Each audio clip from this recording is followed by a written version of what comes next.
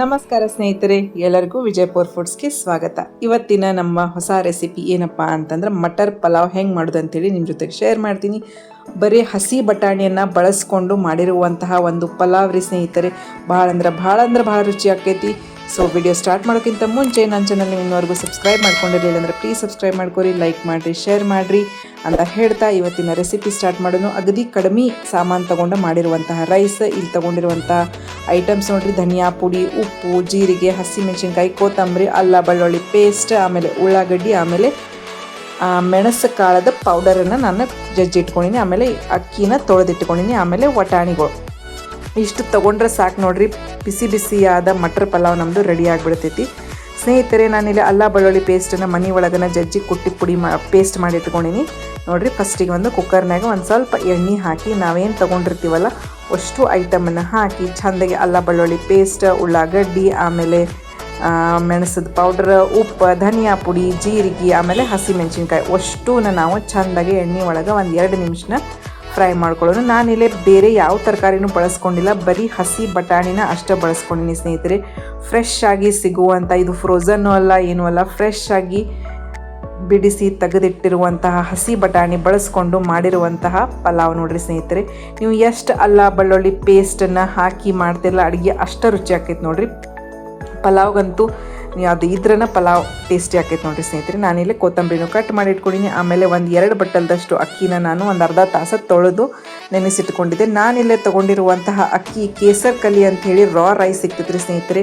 ಇದು ಭಾಳ ಚಂದ ಅಂದ್ರೆ ಮೆತ್ತಗೂ ಆಕೈತಿ, ಉದುರಿಗೂ ಆಕೈತಿ, ಆಮೇಲೆ ಅಷ್ಟು ರುಚಿ ಆಕೈತಿ. ಈ ಅಕ್ಕಿ ತಿಂದವರು ಬೇರೆ ಯಾವ ಅಕ್ಕಿನೂ ನಿಮಗೆ ಟೇಸ್ಟ್ ಬರೋಂಗಿಲ್ಲ ಅಂತ ಹೇಳ್ಬೋದು ನೋಡ್ರಿ ಸ್ನೇಹಿತರೆ. ನಾನಿಲ್ಲ ಲಾಸ್ಟಿಗೆ 1 ಚಮಚದಷ್ಟು ಗರಂ ಮಸಾಲ ಹಾಕಿನಿ. ಇಷ್ಟು ಬಿಟ್ಟರೆ ನಾನು ಇದ್ರೊಳಗೆ ಯಾವುದೇ ಮಸಾಲೆ ಹಾಕಿಲ್ಲ, ಯಾವುದೇ ತರಹದ ವೆಜಿಟೇಬಲ್ಸು ಎಕ್ಸ್ಟ್ರಾ ಹಾಕೊಂಡು ಹೋಗಿಲ್ಲ. ಅಗದಿ ಸಿಂಪಲ್ಲಾಗಿ ಚೆಂದಾಗಿ ಸರಳ ರೀತಿಯಾಗಿ ಮಾಡಿರುವಂತಹ ಒಂದು ಬಟಾಣಿ ಪಲಾವ್ ಅಂತಲೇ ಹೇಳ್ಬೋದು ಸ್ನೇಹಿತರೆ. ಸೊ ನೀವು ಈ ರೆಸಿಪಿನ ಟ್ರೈ ಮಾಡ್ತೀರಂತೇಳಿ ಅನ್ಕೋತೀನಿ, ಅಥವಾ ನೀವು ಬಟಾಣಿ ಬಳಸ್ಕೊಂಡು ನಿಮ್ಮ ಮನೆ ಒಳಗೆ ಪಲಾವ್ ಹೆಂಗೆ ಮಾಡ್ತೀರಂತೇಳಿ ನನ್ನ ಜೊತೆಗೆ ಕಮೆಂಟ್ ಬಾಕ್ಸ್ ಒಳಗೆ ಶೇರ್ ಮಾಡಿರಿ ಸ್ನೇಹಿತರೆ. ನೋಡಿರಿ, ಇಷ್ಟೆಲ್ಲ ಹಾಕಿ ನೀರು ಹಾಕಿದ್ದನ್ನು ನಾನಿಲ್ಲೇ 2 ಬಟ್ಲು ಅಕ್ಕಿಗೆ 1.5 ಬಟ್ಟಲ್ದಷ್ಟು ಅಕ್ಕಿ ಹಾಕ್ಕೊಂಡು ನೀರನ್ನು ಇದ್ರೊಳಗೆ ಆ್ಯಡ್ ಮಾಡ್ಕೊಂಡು ಒಂದು ಕುದಿ ಬಂದಮೇಲೆ ನಾವು ಕುಕ್ಕರ್ ಲಿಡ್ಡನ್ನು ಕ್ಲೋಸ್ ಮಾಡಿ ಒಂದು 3-4 ಸೀಟಿಯಷ್ಟು ಇದನ್ನು ಕೂಗಿಸ್ಕೊಂಡು ಅಂತಂದರೆ ನಮ್ಮದು ಬಿಸಿ ಬಿಸಿಯಾಗಿರುವಂತಹ ಫ್ರೆಶ್ ಮಟರ್ ಪಲಾವ್ ಸ್ನೇಹಿತರೆ ರೆಡಿ ಆಗ್ತೈತಿ. ನಿಜವಾಗ್ಲೂ ಸ್ನೇಹಿತರೆ ಮನೆಯೆಲ್ಲ ಘಮ ಘಮ ಅಂತ ವಾಸನೆ ಹಿಡಿದಿತ್ತು ನೋಡ್ರಿಲೆ. ಕುಕ್ಕರ್ದು ಲಿಡ್ ತೆಗೆದು ನಿಮಗೆ ತೋರಿಸಾತೀನಿ. ಇಷ್ಟು ಮಸ್ತ್ ಬಂದಿತ್ತಲ್ರಿ. ಫುಲ್ ಅನ್ನ ಮೆತ್ತಗೂ ಆಗಿತ್ತು, ಅದ್ರ ಜೊತೆಗೇ ಉದುರುದುರೂ ಆಗಿತ್ತು ನೋಡ್ರಿ ಸ್ನೇಹಿತರೆ. ಒಂದೊಂದು ಅಗಳೂ ಇಷ್ಟು ಟೇಸ್ಟಿಯಾಗಿ ಬಂದಿತ್ತು. ಬಟಾಣಿ ಎಲ್ಲ ಚೆಂದಾಗಿ ಕೂತಿತ್ತು.